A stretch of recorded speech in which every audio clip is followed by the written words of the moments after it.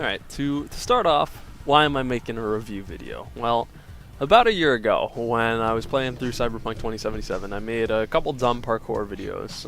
In the month or so leading into Dying Light 2's release, my video titled Dying Light 2077 ended up getting picked up by the algorithm and is now my most watched video on my YouTube channel. Now, some of the comments from algorithm watchers are absolute comedy gold. But a couple of them got me curious about Dying Light 2. So, particularly this one from Mr. S. This guy says that Dying Light 2 ended up being like Cyberpunk, i.e. a disappointment. So, after playing Dying Light 2 for a bit, what do I think? Did Dying Light 2 end up like Cyberpunk? Yes. Yeah, it did. Dying Light 2 is kind of, it's got some issues. Now, Dying Light 2 is a game I was excited for the release of for a while, and before I start ripping into the technical issues and like the bugs and stuff, to keep the video organized, I want to hit over some of the main game components, the core game. So the breakdown for the core game is 1, parkour, 2, the combat, 3, RPG elements and exploration, and then lastly the story. I want to talk about all these first, break these down in depth, and then at the end I'll talk about the technical issues. So to start off, parkour in games is generally a pretty niche thing. There's plenty of games with some badass parkour cutscenes, but there's very few with actual focused gameplay focused around parkour. Few are still there first person. The only series with first person parkour I could think of would be Mirror's Edge, and then obviously you have Dying Light 1. So when talking about Dying Light 2, I'll be comparing it mostly to these games. And Dying Light 2, I will say the game is at its best when the music's pumping and you run in full speed, chaining moves together, trying to get from point A to point B in a smooth, efficient way.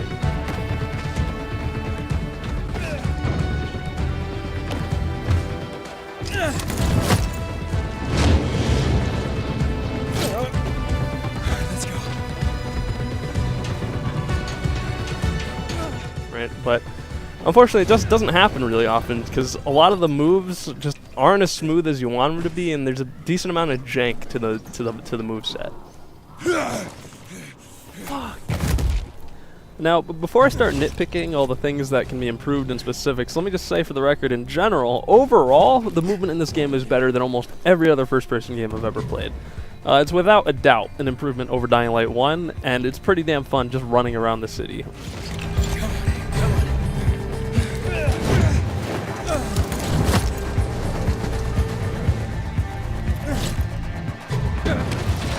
And speaking of the city, the level designers absolutely killed it with making this open world, especially the city center downtown. There's so many intricate pathways through and over buildings, a ton of verticality, so many different avenues to explore. It's just the perfect environment for a parkour game. So with all that being said, the biggest issue that keeps this from being the best parkour game is the fact that it's just not immersive. And that's for a couple of reasons.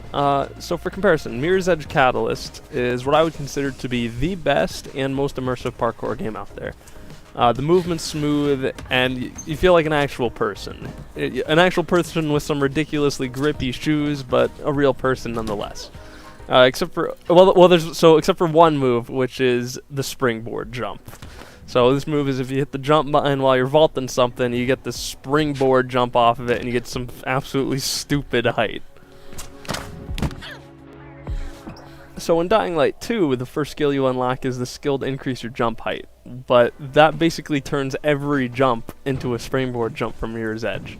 And it's explained away since Aiden is infected, and he's got some of that superhuman zombie crackhead strength and mobility without any drawbacks for the most part.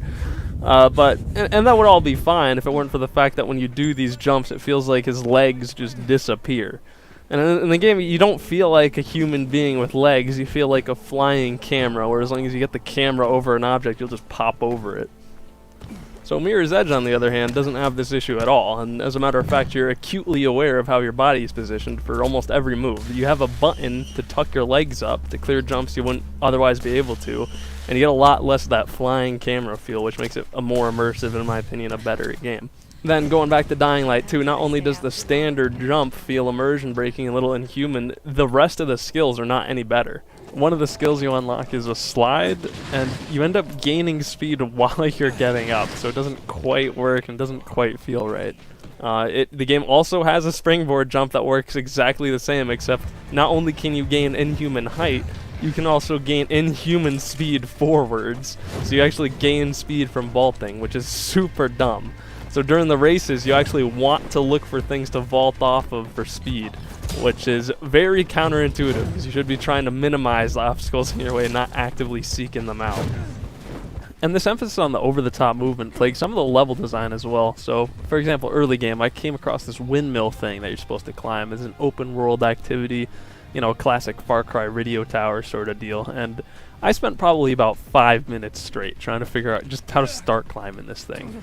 I was looking at the supports, trying to climb those, thinking it would be easy to just pull yourself up the support beams with no luck. Character's capable of jumping fucking 10 feet up in the air but isn't capable of grabbing supports, whatever. So check that didn't work. Check the surroundings, no luck. But then I found this circular X on the ground, which of course is a jump pad with no explanation or introduction to it at all. Couldn't tell you how it works, but yeah, you just got random Halo jump pads, and that's how you're supposed to navigate this area for some reason. And another thing about the over-the-top movement is as you go through the store, you end up getting a paraglider thing, and you also get a deployable rope. And unupgraded, these tools are pretty great additions to your moveset, and you can find some pretty efficient ways to use them, but once you upgrade them, they just straight up become overpowered. The glider turns into a powered plane on a cooldown, and the rope turns into just a generic grappling hook, which is a shame, because they end up always being the best option for traversal anywhere. And one of the few pros I've listed so far has been the level design, but if you're always using these tools, you're just ignoring the level design and you're barely thinking about how to get anywhere, and then the game becomes way too easy. So with all that being said, I don't think the game having over-the-top movement is necessarily a bad thing. I just thought it was worth pointing out since, you know, considering for a game called Dying Light 2 Stay Human, there sure is an absolute ton of moves that are just completely inhuman and unimmersive. Which, to me, if you're making a game first person, make it immersive. To me, that's the entire point, but I think it is a missed opportunity there. To end this section on parkour overall, I'll just say this. Certain moves work and feel great, like the roll and most of the vaulting, but certain moves don't, like the springboard jumps and the sliding, which I already went over. It's better than most games that don't focus on movement, but for a highly anticipated genre-defining parkour game, I wish it was just a little bit less janky than it is.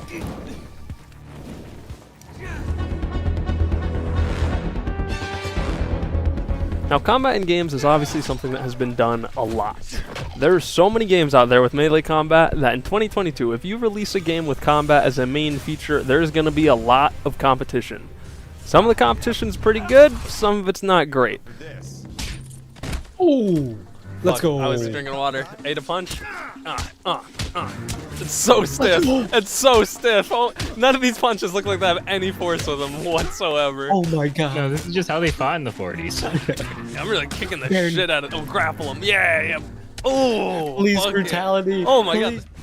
Dying Light 2 falls in the not great section.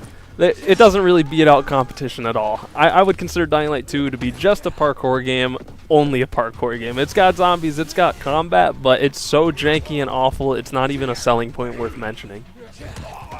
So now, going over just the bare bones fighting mechanics, not even talking about skills yet, there's just a certain floatiness and lack of responsiveness to the core combat. Attacks that look like they should land just don't, and enemy attacks that look like they should miss end up hitting you. Enemies barely touch you and you get pushed back like 1,000 feet. It just feels super clunky and floaty and just terrible. Now once you start incorporating the skills, clunky and janky is an understatement. The first skill you unlock is a drop kick from vaulting over a stunned enemy, and early game the combat just ends up looking like this.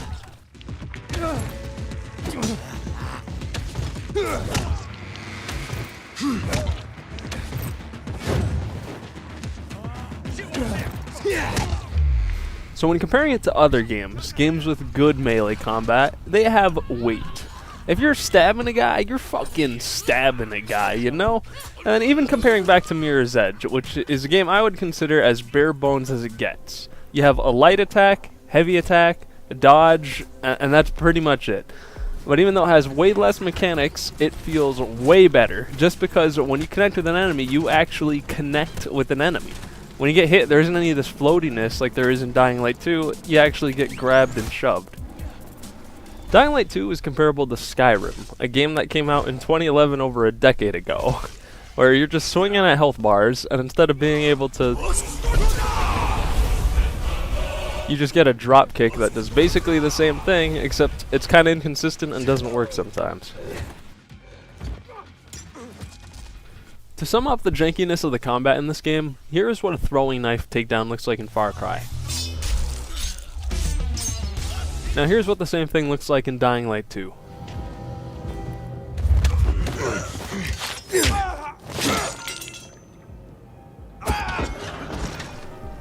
So yeah, pretty clear why I think this game's combat's a little janky. And another thing to note about the combat in this game is a lot of it was made worse by the fact that when I started the game I chose the hardest difficulty since I'm a gamer. But all that does is just adds a flat increase in enemy health and damage, and it doesn't change the AI at all. So the human enemies are completely brain dead, and by endgame combat would just look like this. Mentioned. Jack had his men haul away the corpses. Weird.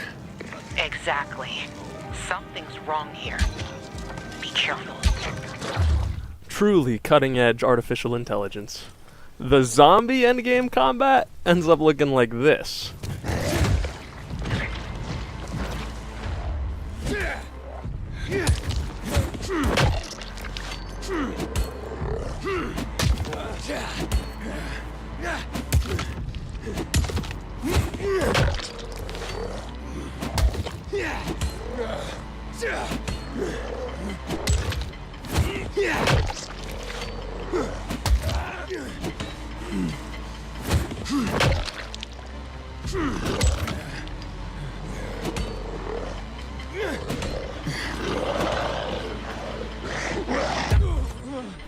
Just do yourself a favor and do not play this game on hard. I'm almost sorry you even had to watch this clip unedited. Jesus Christ. To sum it up, the combat in this game is just unengaging, goes on for way too long, and you end up just cheesing everything with the skills and drop kicking. Why would I hit a guy 50 times with a stick when I can just drop kick a boss into some jagged terrain? If you do that, they can't figure out how to stand back up, and then that causes an insta-kill.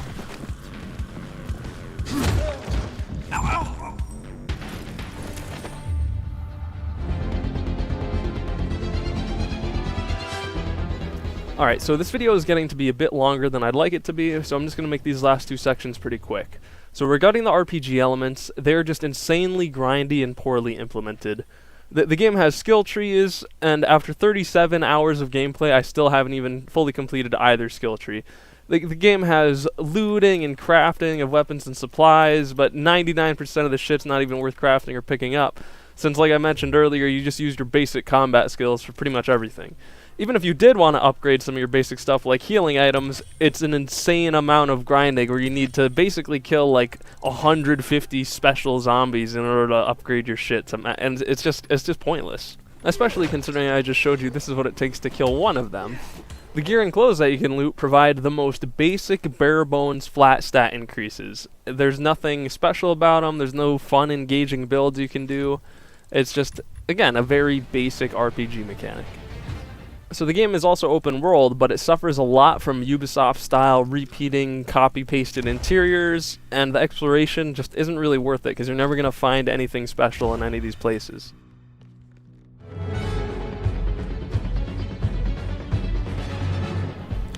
The last broad part of the game I'll talk about is the story. And really, there isn't a whole lot to say. It's very average. It's engaging enough, there's pretty good voice acting, okay animations, but again, there's nothing mind-blowingly amazing. The bad guys especially are a bit egregiously generic. They're just evil dudes who are bad just for the sake of being bad. There's a little bit of nuance between the two friendly factions, but after finishing the game, nothing really stuck with me. And overall, I didn't think it was fairly unremarkable. But again, not bad, not good, engaging enough to get you through the game.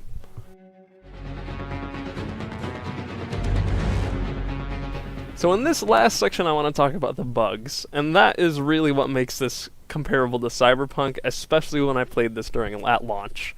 I'm just going to go over a couple of the big ones. I've fallen through the map. I've been forced to restart the game because I got stuck floating in the air after a mission. I've been baited by UI into dying. And I've seen some absolutely broken combat animations.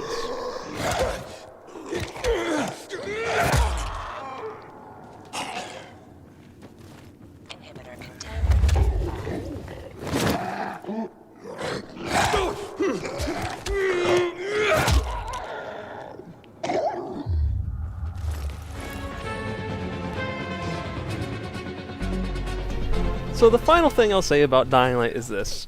Overall, it's not an absolutely horrible game. It's okay. Its biggest issue is that it just tries to do too many things. It doesn't really succeed in doing one thing particularly well.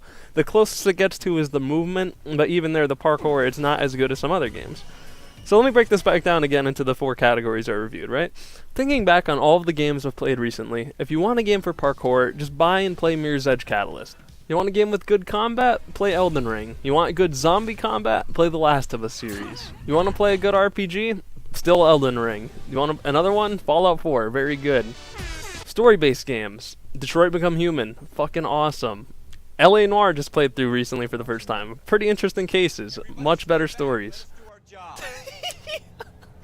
This fucking... Can you imagine seeing a fucking detective in real life just crouch over a fucking corpse and then wave his hand around in a circle like that? Holy shit.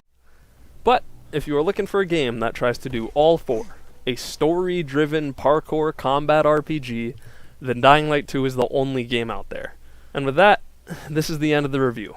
Thank you for watching. If you stayed to the end, please comment on what you thought of this review. This was probably my first and last ever video of this type. I've been working on this thing on and off for almost a year since the game's released, and hopefully this was entertaining and informative for some of you guys. Thank you. This was a Nagging Peach review of Dying Light 2. That rhymes, oh yeah.